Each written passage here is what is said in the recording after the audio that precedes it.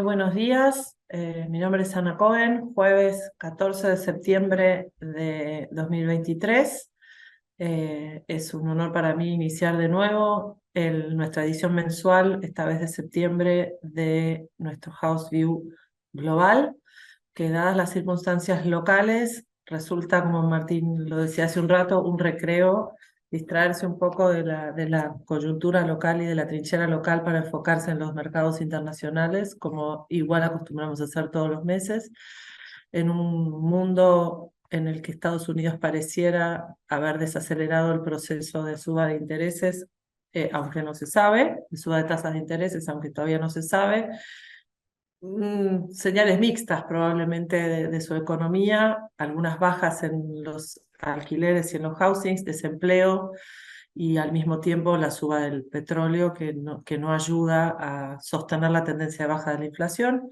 Pero no me voy a adelantar, te voy a dar paso, Martina, que nos lideres en este análisis mensual de los mercados globales. Y gracias a todos por Bueno, estar. bueno, muchas gracias Ana, buenos días a todos. Sí, como bien lo marcás Ana, estamos en un proceso de la economía global un poquito más tranquilo de lo que estuvimos en los últimos tiempos. Estamos en etapas de cierta consolidación de un ciclo, que es un ciclo por lo general son más largos, un poco lo que tratamos de hacer es calmar esa ansiedad que va teniendo el mercado. Noticias que en este primer semestre fueron un poco contrarias a lo que uno hubiese esperado a principio de año, sobre todo por este ciclo de suba de tasas que tuvimos, ¿por qué lo titulamos a este informe el desacople? Bueno, fue básicamente porque estamos viendo que Estados Unidos, lejos de desacelerarse, lejos de un soft landing, en lo que estamos es en un proceso de no landing, ¿no? Estamos en un proceso de aceleración en ese crecimiento con ciertas señales de aceleración inflacionaria y como estamos en Argentina vamos a decir qué significa aceleración inflacionaria, ¿no? Porque jugamos otro partido acá. Aceleración Es inflacionaria en otra Estados Unidos liga. es que unos decimales más, así como para ponerlo un poco en contexto a lo que estamos hablando. Estamos en semanas de que se conocieron las inflaciones en todo el mundo. Obviamente lamentablemente se destaca la de Argentina por lo alta, pero bueno, en el resto del mundo también empezó a haber nuevos movimientos y por eso, bueno, esta oportunidad que tenemos todos los meses de ir mostrando qué es un poco lo que pasó y cómo nos podemos posicionar de cara a nuestras carteras globales, ¿verdad? Entonces, sin más preámbulo, como digo siempre, voy a ir mostrarle la presentación que les preparé. Obviamente, Ana, como siempre, cualquier duda, comentario, cosas que quieran aclarar, bienvenida sea, estamos para eso, para sacar dudas. Entonces, arrancando un poco con ya de lleno en lo que queremos marcar, en agosto tuvimos dos noticias que nos hacen ruido y un poco rompen el molde de esa tranquilidad que venía mostrando la economía global y en este caso de Estados Unidos. ¿Cuáles fueron esas dos noticias que si uno lo mira así en perspectiva es, por un lado tuvimos un aumento en la tasa de desocupación, ¿no? Una desocupación que venía al 3,5, tuvo un saltito siempre entre varias comillas al 3,8%, una noticia que uno podría hacer, bueno, al fin la suba de tasas tuvo su impacto, ¿no? Vamos a ver ahora qué hay detrás de ese 3,8. Y por otro lado, tuvimos un saltito, de acuerdo a lo que veníamos viendo, en la tasa de inflación americana que subió al 0,6%. Entonces, lo que les voy a mostrar en estos minutos que siguen es qué hay detrás de todo esto, porque uno, digamos, esto a la Fed no le trae ni buenas ni malas noticias, ¿no? Porque tiene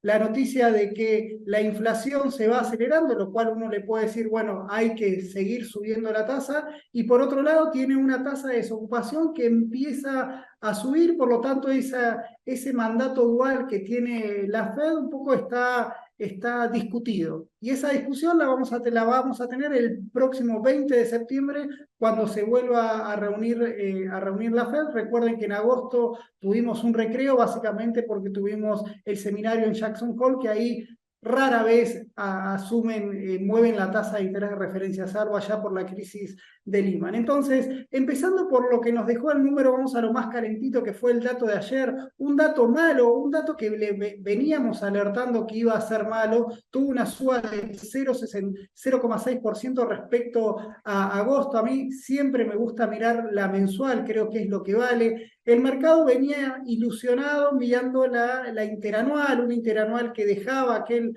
9% tan trágico, ¿no? De allá por junio del año pasado, cómo bajó al 3,5%, continuamente hablábamos de la desinflación americana. Bueno, esa desinflación tenía mucho de arrastre de lo malo que había sido el primer semestre del año pasado. Como en el segundo semestre del año pasado el petróleo, los commodities bajaron y algo de impacto de la política monetaria tuvo su efecto, bueno, pasamos a una inflación promedio crucero del 0,2% y esto nos sacó de eje, ¿no? Con una suba del 0,6%. Como empezamos a comparar contra meses buenos, por eso ustedes acá ven la tasa de crecimiento interanual ya sube al 3,7%, lo cual es una mala noticia para la Fed. Recuerden que la Fed tiene que lograr que esto vaya convergiendo al 2%. Entonces, a partir de ahora, en lo que queda del año, vamos a ir viendo esa tasa de crecimiento de precios interanual más cerca del 4% que del 2%, y eso es lo que va a abrir el debate a lo que viene. Cuando lo abrimos un poquito más, recuerden que, Ana, vos bien lo comentaste, tuvimos un precio del petróleo que empieza a hacer ruido. Siempre que tenemos estos procesos, lo que genera es inestabilidad, volatilidad, pifie en las estimaciones también, pero afortunadamente acá tanto el mercado como el Naucas que nosotros seguimos de Cleveland venían alertando de esta suba de la inflación. Y una otra mala noticia es que no fue solamente petróleo, todos los precios, o por lo menos la mayoría de los precios se aceleraron, poquito, tampoco es para hacer grandes olas, veníamos de una dinámica de casi el 0,2% mensual, bueno, ahora subió al 0, casi 0,3%. En términos interanuales, todavía la core tiene un poquito de recorrido a la baja, fíjate que estamos al 4,4%, pero probablemente en lo que resta del año podríamos ver que se vaya acercando más al 4,5, 5% de cara a fin de año. Sigue siendo una mala noticia para la Fed y también sigue siendo una mala noticia para el mercado, el cual, recordaban que el mercado un poco se ilusionaba en que, como hacen siempre, ¿no? Si le sacamos viviendas, si le sacamos energía, si le empezamos no quería decir un nombre como pasó en Argentina, pero si le empezamos a sacar ítems a este IPC, nos íbamos a tener con una inflación, bueno, está bajando.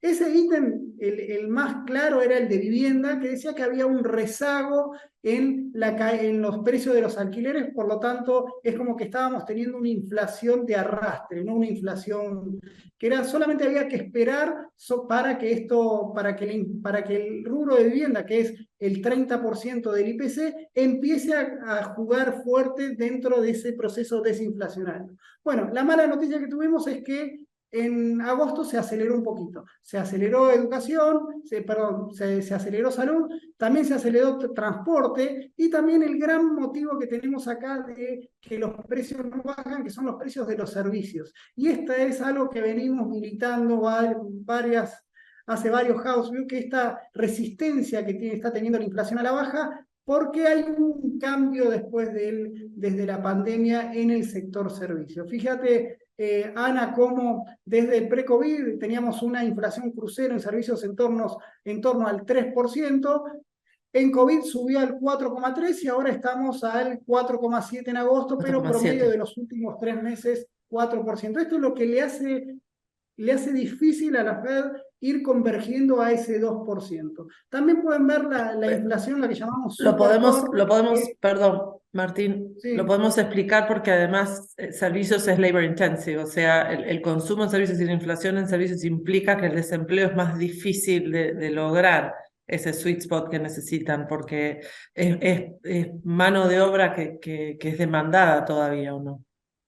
Claro, y además, Ana, algo que vamos a ver un poquito más adelante es que la dinámica del consumo de servicios no afloja, sigue subiendo. Por lo tanto, a medida que la pandemia se recuperó, recordamos que post pandemia, en plena pandemia, la gente dejó de consumir servicios y empezó a consumir los bienes que podía. Por eso tuvimos, ¿te acordás? El primer salto inflacionario se había concentrado en bienes. Por eso ahí estaba la hipótesis de que esto es transitorio.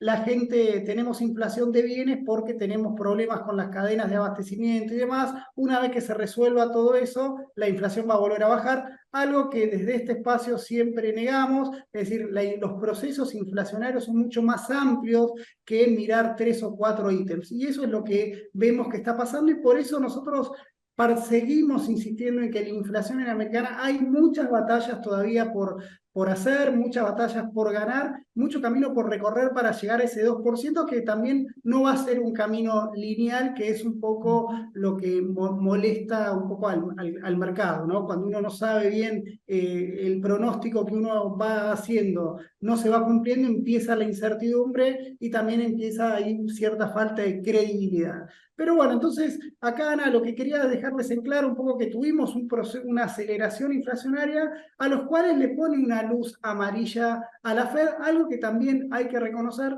La Fed nunca se mostró triunfante con este proceso de desinflación. Siempre siguió alertando, incluso con la conferencia de Jackson Hole, Powell siempre siguió alertando que el camino que le falta a la Fed es muy largo, que ellos mantienen una postura restrictiva en cuanto a la política monetaria, y por eso estiman una tasa de interés a fin de año de 5,75. Es decir, de acuerdo a ese view, faltarían 25 puntos básicos de ajuste. Nosotros creemos que eso está bien, creemos que lo van a hacer, ahora lo vamos a discutir el por qué. Entonces, acá un poco lo que comentaste, Ana, tuvimos acá esta suba del precio del petróleo, lo hemos comentado en los últimos weekly también que hemos distribuido, y fíjense cómo desde fines de julio el petróleo se pegó un viajecito. Acá está el WTI, si lo toman con el Brent, es la misma tendencia, quizás un poquito más arriba, y tenemos un saltito del precio del petróleo del 35%, salió de ese canal entre 75 y 70 dólares que había marcado a lo largo del año, y bueno, ya está más cerca de los 90.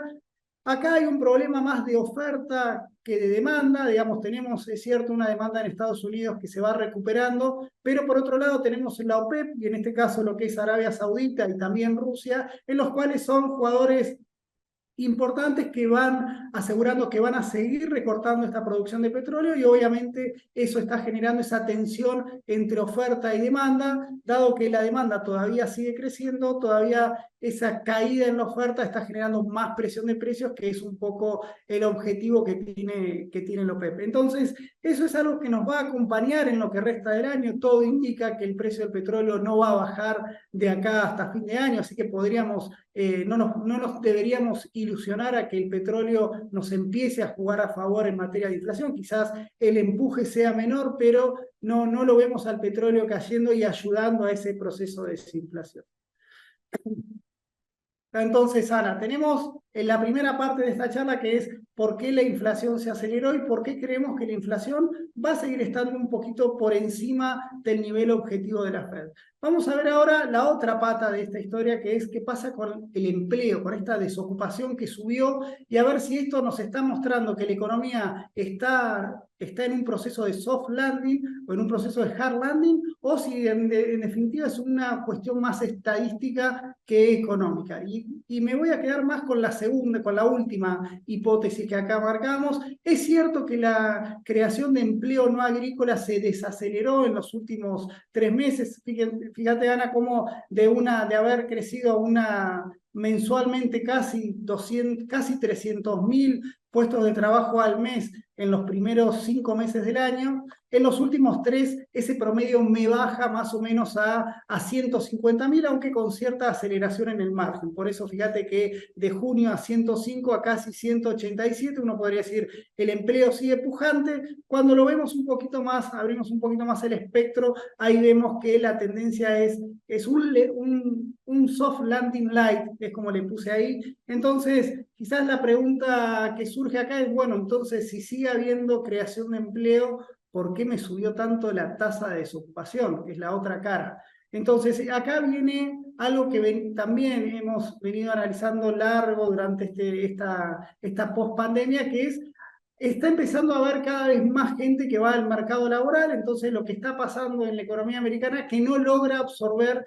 con esa cantidad de trabajo que ofrece la gente que va entrando a ese mercado laboral. Esto lo pueden ver, fíjate lo que pasó en agosto, es decir, entraron al mercado laboral 736.000 personas, 187.000 encontraron trabajo en el empleo no agrícola, 35.000 en el empleo agrícola, por lo tanto nos quedaron 514.000 personas boyando por ahí que pasan a ocupar la tasa de el ejército de desempleados, y lo vemos en términos más marxistas, si querés. Pero fíjate cuando vemos también la tendencia de lo que va en el tercer trimestre, como ese soft landing en la creación de empleo, en un contexto en el que aumenta o va aumentando la población económicamente activa, vamos a tener como resultado que aumenta la tasa de desempleo. ¿Cuánto puede aumentar la tasa de desempleo? Y bueno, es como que acá a la economía americana, si esto se va recuperando, se le acaba ese comodín para esa baja rápida de la tasa de desocupación, ¿verdad? Porque fíjate, Ana, que todavía la tasa de la cantidad de gente que está en el mercado laboral se había derrumbado por la pandemia y todavía se recuperó, y todavía, si uno lo ve, está por niveles más bajos de la pandemia. Es decir, tenemos, no me quiero de memoria, te lo digo, pero más o menos tenemos más 1,5 millones de personas que todavía no volvieron al mercado laboral. Y ese 1,5 millones de personas van a tener que encontrar trabajo. Por eso esta tasa de desocupación es la que pegó un viajecito, pero todavía sigue en niveles históricamente bajos. Entonces, un poco acá el resultado, ¿por qué Lo vemos que la pone en tasa? perspectivas también, Martín, perdón, lo que pone en perspectiva es lo que uno lee en los diarios, ¿no? Porque los titulares te matan y después cuando ves la tendencia, nada, está en los mínimos, perdón, repetitivo, Sí, pero me sí. parece importante para no comerse los titulares también. Claro, a ver, si tuviésemos un proceso en el cual toda la gente americana, por más que hayan envejecido, quieren seguir en el mercado laboral, y volvemos a niveles de población económica, de tasa de participación arriba del 68%, como estaba hace 10 años, obviamente esta tasa de desempleo y me va a subir al 5 o 6, digamos. Pero esto es una realidad Correcto. que las economías más viejas la están viviendo, ¿no? Es decir, hay cada vez menos gente en el mercado laboral, y eso te permite que mantener la tasa de desocupación baja sea más fácil. ¿Me explico? Correcto. Bien. Entonces, una buena noticia que está teniendo este proceso lento del soft landing es que no estamos teniendo presiones en los salarios, o por lo menos tuvimos, pero no están siendo tan fuertes como para generar una presión inflacionaria extra. Fíjate cómo en agosto moderó esa demanda salarial, subió prácticamente lo mismo que la inflación, venía subiendo bastante, casi al 0,4% mensual, bueno, ahora lo bajó al 0,2% mensual. Son procesos, hay que verlo en perspectiva, pero lo cierto es, la Fed incluso sacó un informe en el último mes en el cual le saca un poco el precio a la presión de los salarios sobre la inflación. Ellos creen que la demanda salarial en Estados Unidos es una expectativa adaptativa más que racional, es decir, el incremento que tuvimos de los salarios en el último tiempo fue producto de la aceleración inflacionaria que tuvimos el año pasado. O sea, no es que hay una tensión en el mercado laboral que hace que para conseguir empleo los salarios tengas que ofrecer salarios más altos. O sea, eso es importante destacarlo. Obviamente esto lo vamos a ir viendo digamos, esa es la hipótesis que maneja la Fed. Por lo tanto, para la Fed le parece que, o por lo menos a varios gobernadores de la Fed, le está dando esa sensación de que el mercado laboral tan pujante no los inhibe o no los asusta en que va a venir inflación más alta. Obviamente todo esto va a estar supeditado a los datos. Por ahora eso lo deja en veremos. Pero ¿qué es lo más importante de este proceso, Ana, que siempre le venimos comentando? Y es la llave al desacople, que me aumenta la masa salarial. ¿Qué es la masa salarial? Lo que gana por precio, lo que gana por salarios y lo que gana por empleo. El empleo está creciendo una tasa del 2% más o menos. Y después, si el salario real, en términos reales interanual, fíjate que él está ganando a la inflación por casi un punto y pico. Por lo tanto, si sumamos aumento de salarios y aumento de empleo, tenemos que la masa salarial en términos reales sigue creciendo arriba del 3%. Y eso es, si querés, un gran colchón para el consumo, y por eso vemos que el consumo no afloja.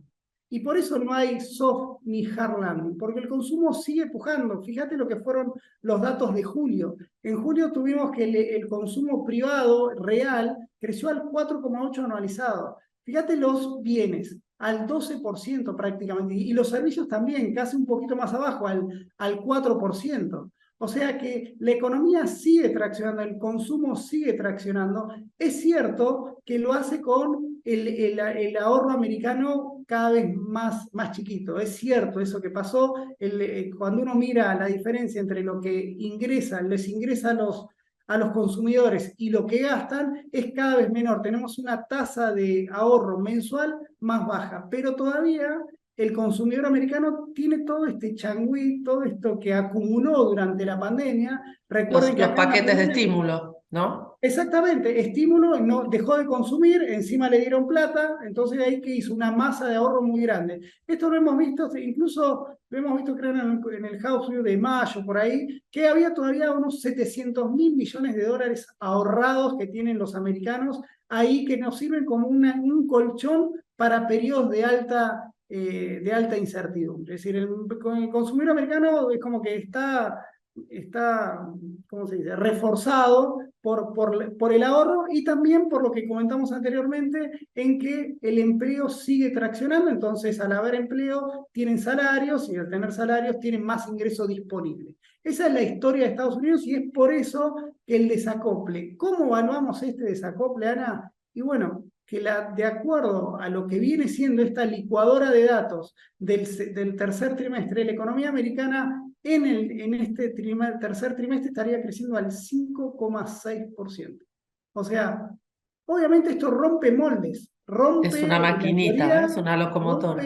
pensá que en ese periodo acá tuvimos las tasas que subieron más de 5 puntos porcentuales. O sea, ¿dónde está el impacto de la suba de tasas? ¿Vendrá toda junta? Digamos, ¿qué es lo que tenemos? O sea, ese, si querés, estamos en un buen presente con la incertidumbre que me genera el futuro a ver si este tsunami va a venir todo junto.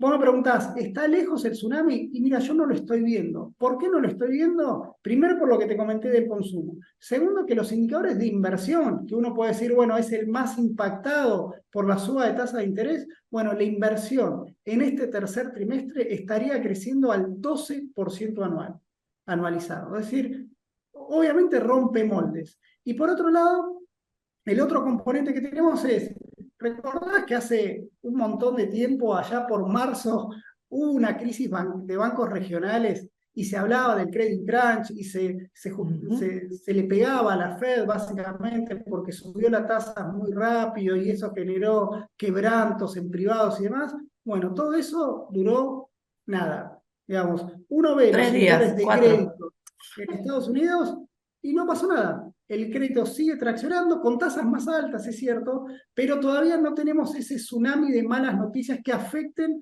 ese crecimiento. Entonces, ese es el desacople americano. Yo no quería, me hubiese gustado tener más datos de otros países, porque tenemos los PMI, pero no me está gustando mucho cómo están dando. Pero si uno mira la historia de Europa, Europa está estancada, creció 0,1%, está prácticamente estancada en el primer semestre. Los datos del Malas tercer noticias de semestre, Inglaterra también. malas noticias de Inglaterra, tenemos malas noticias de China, entonces tenemos como que Estados Unidos es nuestro faro para que la economía global siga traccionando. Entonces, ese es el espíritu del desacople de hoy. Entonces, tenemos una inflación que acelera, un mercado laboral que sigue con un lento, un soft landing light, pero tenemos una economía que sigue pujante. Entonces, la pregunta que va a tener que responderse la Fed ¿es una economía sobrecalentada? ¿Necesitamos más dosis de tasa de interés? Bueno, venimos militando bastante que la tasa de interés real en Estados Unidos de equilibrio tiene que ser más cerca del 2% que del 0%.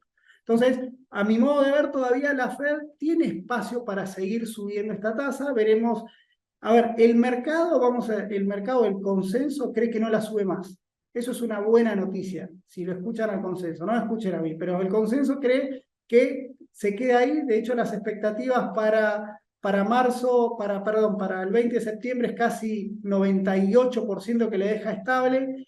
Con el dato de ayer, que a mí me generó preocupación, el mercado tuvo una lectura diferente a la que yo les acabo de comentar, porque básicamente lo que hizo fue, para la reunión del 1 de noviembre, algo que estaba mucho más discutido, si la subía, si la dejaba igual o la subía 25 puntos básicos, bueno, ahora eliminó la chance de que la suba y algunos están ilusionándose con que la baje a noviembre.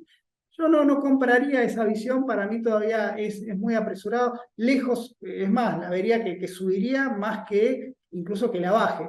Obviamente, veremos si pasa eso, sería una buena noticia para el mercado. Yo no creo que esa buena noticia llegue.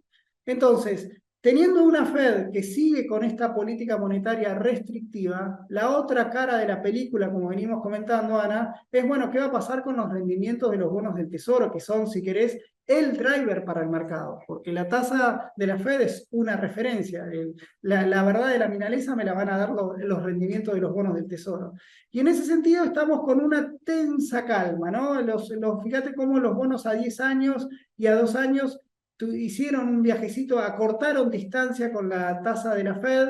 Todavía la curva sigue invertida, otra anomalía teórica, si querés. Hace más de un año que tenemos la curva invertida con pendiente negativa y la economía, lejos de entrar a una recesión, como me indicaría ese indicador, bueno, lo Crece. acabamos de ver, se aceleró. Entonces, nosotros tenemos la visión de que la curva se va a normalizar en algún momento, pero estamos convencidos, o por lo menos es nuestra hipótesis, de que esto se va a acomodar con las tasas más arriba. No con la tasa a 2 años bajando mucho, sino con la tasa a 10 años con un camino más para subir. Eso es un punto importante para nuestra cartera porque eso nos obliga a nosotros, o para ser consistentes, al que quiere mantenerse con una ponderación alta en su cartera de renta fija, se mantenga en los de menor duración, básicamente porque creemos que todavía hay camino por recorrer en cuanto a la suba de tasas para los bonos, en este caso americanos, ¿no?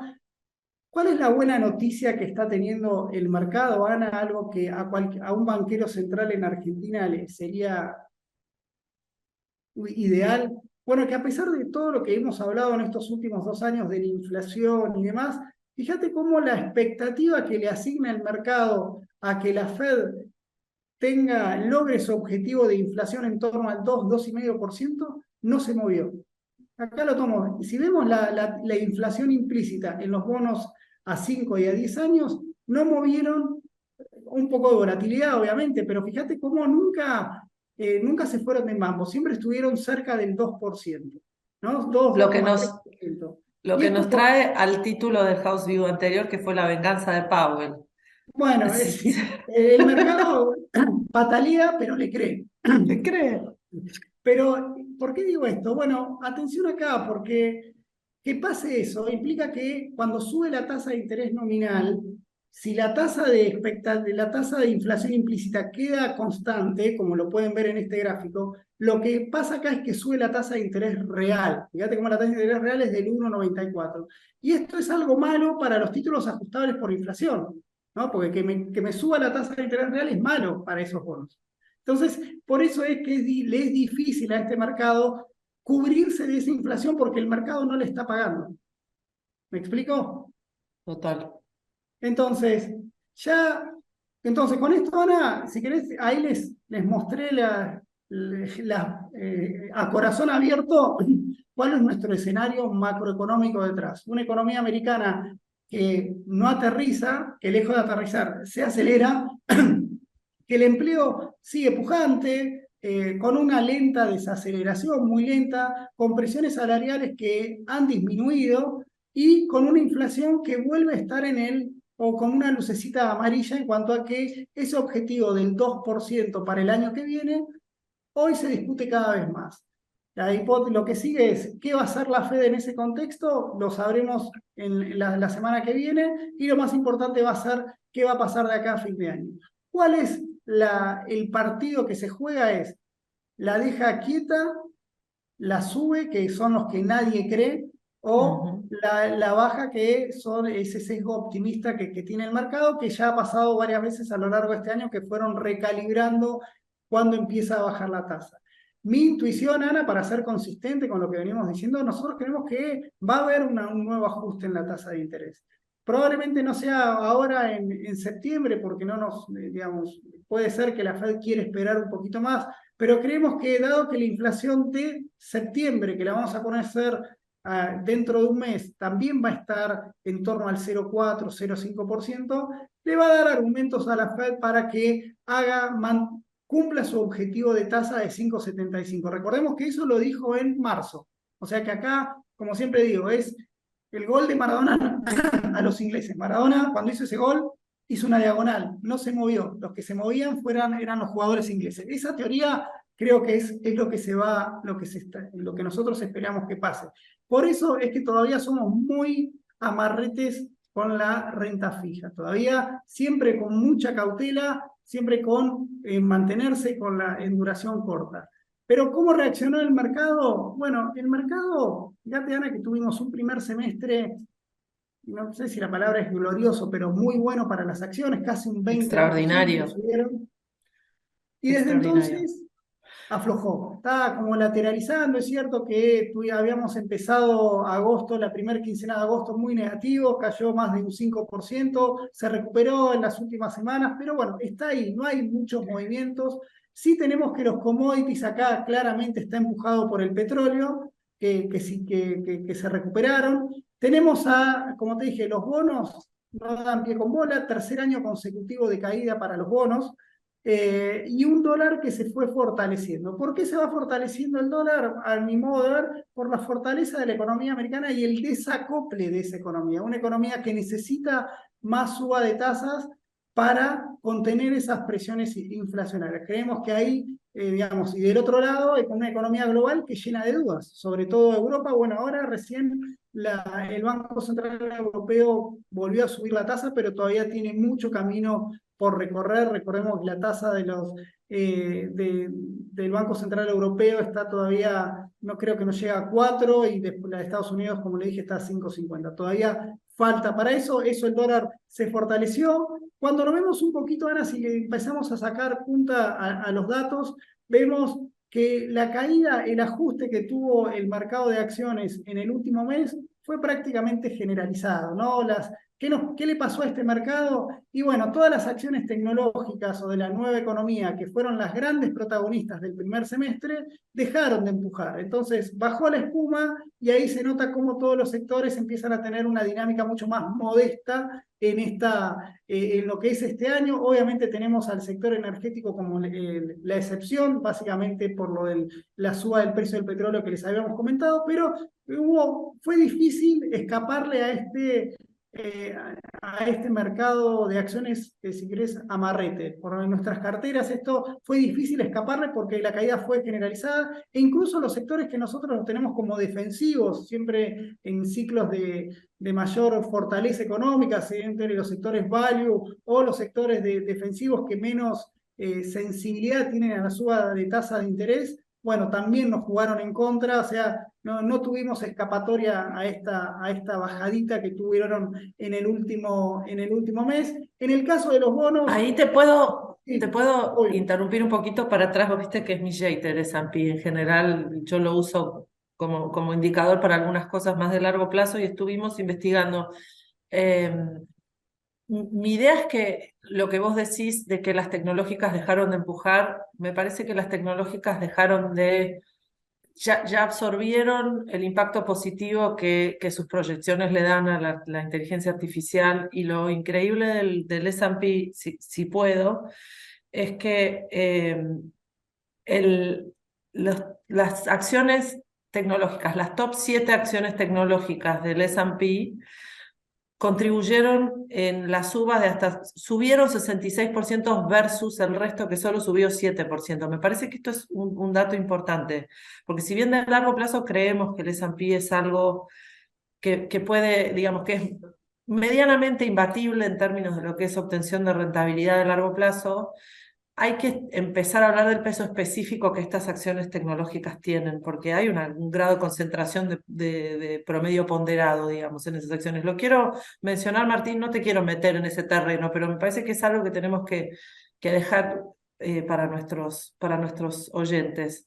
Sí, no comparto, Ana, necesariamente, comparto sí, la visión de que tuvimos las top 7 si querés, como las grandes protagonistas de este mercado.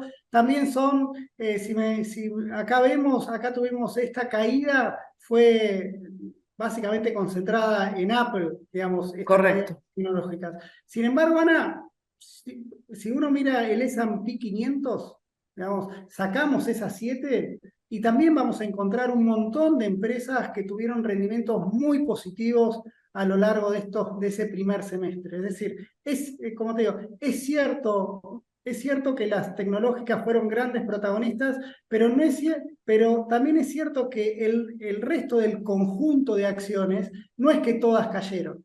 ¿Me No, no, explico? pero en promedio subieron un 5. Sí, en promedio subieron un 5 que tampoco es malo.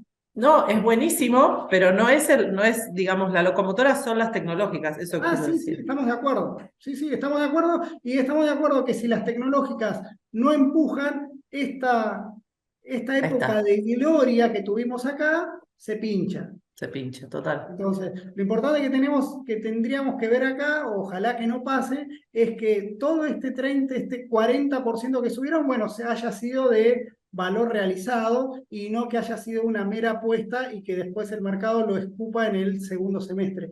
No creemos que eso vaya a pasar, los resultados de las empresas vinieron bien, es decir, el proceso de inteligencia artificial llegó para quedarse, van a venir muchas más novedades para eso, así que por el momento, es decir, mantenemos la diversificación que nos da el S&P, y digamos, también tenemos que otros sectores todavía tienen para empujar todavía. Fíjate, Ana, que tenemos sectores de materials, utilities, todo, que Mm. han sido por demás castigados Muy y retrasados, injustamente retrasados, si vos me permitís. Y total. también tenemos el sector financiero, cómo se recuperó de esa crisis bancaria. Es decir, siempre el S&P tiene el 30% son sectores nuevos, pero el resto es sectores más tradicionales. Y creemos que en este ciclo son los sectores que deberían empujar, ¿no? Sectores más value, más que los growth, que son los que fueron esa anomalía, ¿no, Ana? Porque acordate que con la suba de tasas de interés fueron, si querés, los principales perjudicados de esa suba con lo que cayeron el año pasado. Después se recuperaron rápido, el mercado le asignó como driver la aparición de la inteligencia artificial y todos nos subimos a ese caballito. Parecería ser que está bajando la espuma, estamos en un proceso más de consolidación de ese nuevo escenario. Por ahora no nos animamos a decir que el S&P retorne al nivel, a la normalidad que mostraron el resto de los activos. ¿Se entiende? Igual un pequeño asterisco ahí, que es que China empezó algún grado de conflictividad con las tecnológicas basadas en Estados Unidos, tras prohibir el uso de los iPhones en edificios oficiales o públicos. Y bueno, empezó una pequeña batalla que los analistas empiezan a decir, lo digo porque no creo que hayamos visto el final de eso, no va a ser solo Apple la víctima de este Sí, conflicto geopolítico. tal cual, Ana, digamos, la volatilidad en este contexto siempre va a estar a flor de piel todo el tiempo. Fíjate acá lo que comentás de China, ¿no? Es decir, digamos, este ciclo Ujú. digamos, lo que pasó en agosto, desde agosto acá les pegó a todos. Y China es el peor de todos, ¿no? China, fíjate que en el año cayó un 6%. Esas medidas es cierto que impactan a la economía, impactan a empresas de Estados Unidos, impactó a Apple, pero la principal perjudicada acá es China, ¿no? Y el resto, por eso es bueno cuando uno quería hacer una cartera global, salir de estos países que me generan tanto ruido e ir Total. a países un poco más estables. Obviamente te va a pegar si Apple, si China cierra, obviamente a varias empresas de Estados Unidos, que es una bolsa tan globalizada, le va a Ujú. golpear, pero en el mapa de regional va a ser al que menos le pega. ¿Ok? Totalmente, estoy de acuerdo. No, no, Entonces, no descarto la locomotora que sigue siendo el S&P. Lo que digo es hay que estar seguros de que estamos leyendo bien los titulares. Y por otro lado, como decís vos, China tiene grandes tareas que hacer y ellos sí están en un credit crunch, pareciera, ¿no? ellos, fíjate, sí, en esta etapa de desacople, claramente el desacople es Europa y China. Total. Incluso la relación de Europa con China es mucho más fuerte de lo que es lo que uno podría pensar entre Estados Unidos y China, ¿no? Porque básicamente ahí el que juega en el medio es Alemania con un sector externo muy dependiente de las exportaciones e importaciones de China. Como China viene aflojando y vemos los datos de comercio exterior de China cada vez peor, el principal protagonista de esa caída de importaciones chinas son las exportaciones de Alemania. Y por eso vemos que dentro de la historia europea, Alemania se lleva la peor parte, ¿no? Que es la economía y eso es lo que le da fragilidad a la zona del euro, ¿no? Porque tenemos la economía que es casi el 30% de todo el bloque en una mini recesión, ¿no? Porque tampoco es que se está derrumbando, pero sí le está Total. costando lograr un crecimiento muy lejos de lo que es Estados Unidos. Te dejo Entonces, avanzar entonces, sí, no sin antes decirte que bien puesto el título del desacople, porque aplica para un montón de facetas del momento. Te dejo bueno, avanzar. siempre tenemos que ser creativos con los títulos, ¿no? Para ver cómo lo resumimos. Y bueno, lo que les comenté un poco acá, no hay nada nuevo en cuanto a la renta fija, digamos, con las tasas subiendo, es difícil lograr rentabilidad, lograr que mejoren los precios por ese lado. Sí lo podemos tener por el devengamiento de intereses que generan estos bonos, pero a la hora de ver la evaluación de esta cartera, por ahora nos tira todo bastante abajo, salvo fíjense los bonos short duration, high yield de Estados Unidos, cómo son los que mejor performan en este escenario, porque hubo cierta compresión de spread. El hecho de que Estados Unidos no esté en crisis, o por lo menos no haya habido ese hard landing, todos esos temores que había sobre el sector corporativo americano, obviamente que disminuyen y eso lo favoreció a los que estuvieron posicionados en estos instrumentos. Solamente para ir cerrando, Ana, lo que pasó con el precio del petróleo, a ver, como siempre digo, que el dólar se fortalezca a nivel global es una mala noticia para los commodities. No lo está, salvo que haya alguna cuestión de problemas de oferta, como lo puede ser la guerra que tuvimos en Ucrania, o como puede ser una sequía, o como puede ser lo que está pasando con la falta de inventarios y caída en la producción del OPEP en cuanto al petróleo. Por eso vemos que el petróleo fue el único commodity que subió en el último mes. El resto, todos cayeron. Fíjate ahí cómo todos tuvieron una caída en torno al 37, del 10%. Fíjate, el cobre, que es si querés, para mí es el mejor indicador del ciclo de la economía global, es que no repunta, sigue ahí zigzagueando, no logra mostrar, no logra contar una buena historia. Lamentablemente para nosotros la soja también cayó, pero está en un nivel relativamente atractivo a $500, mucho más no podemos pedir. Acá lo que les comenté del dólar, y obviamente volvemos a insistir de las falencias que tiene posicionarse en oro como un vehículo de generar rentabilidad. Esto es la ambulancia al que no sabe qué hacer y tener algo que me reserve valor, pero no espere mucho más, ¿no? El petróleo no logra cruzar esa barrera de los $1.950 la onza. Obviamente con un dólar que se va fortaleciendo, el oro pierde relevancia en nuestras carteras, por eso no lo estamos recomendando mucho, más que para evitar cierta volatilidad. Acá lo que les comenté de los mercados emergentes, lamentablemente sí fue todo muy para abajo. América Latina también sufrió en este ciclo, obviamente la caída en los commodities los impacta. También tenemos datos de crecimiento que vinieron bien, pero no tan bien como lo esperado. Así que América Latina ahí se debate en este último mes, en esta recomposición que está habiendo en el ciclo financiero global. Y por otro, Ana, quería acá mostrarles que dentro de las carteras que nosotros le vamos ofreciendo acá un poco para saliendo del inversor global y yendo al inversor local que tiene los pesos y que obviamente se preocupa por la brecha cambiaria y demás, siempre nosotros destacamos este vehículo de los CDRs. Obviamente tiene un montón de limitaciones para varios clientes para operarlos, pero en el caso del que pueda, nosotros siempre tenemos varias carteras. Tenemos una cartera que apunta a posicionarse en CDRs en empresas tecnológicas, una cartera que armamos de acuerdo a las recomendaciones de los analistas de Bloomberg, es decir, hacemos un listado de las acciones más recomendadas por Bloomberg todos los meses y con eso hacemos una cartera sugerida. Después tenemos cartera, obviamente, para el que quiere Brasil, para el que quiere una cartera de baja volatilidad. Es decir, tenemos un instrumento para cada una de las necesidades en caso que lo quieren. La novedad que estamos lanzando este mes, y es que varias notas hemos puesto en los últimos mes y medio, notas que nos fue armando Nicolás, son las famosas megatendencias. Es decir, que hicimos poner un producto que apunte a aprovechar las oportunidades que genera esta nueva economía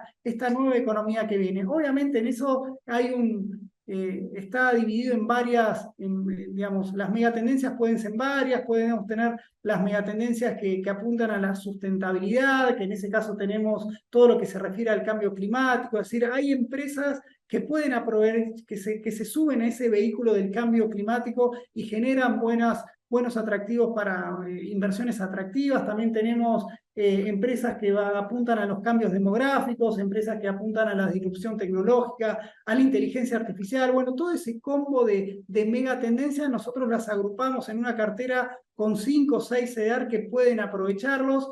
Por ahora nos está dando bien por la recuperación que han tenido, pero es una cartera mirando así para el largo plazo, para una economía que va a ir cambiando y obviamente vamos a tener un nuevo cambio en la forma que vamos a tener nosotros de movernos, de la ciberseguridad, la medicina digital, las criptomonedas, la energía solar, energía renovable. Bueno, hay un montón de empresas que cotizan, que se pueden adquirir a través de los CEDARs, que nos parece una buena oportunidad para ofrecer a algún cliente que apunte a largo plazo y de paso cubrirse un poquito de la suba de la brecha.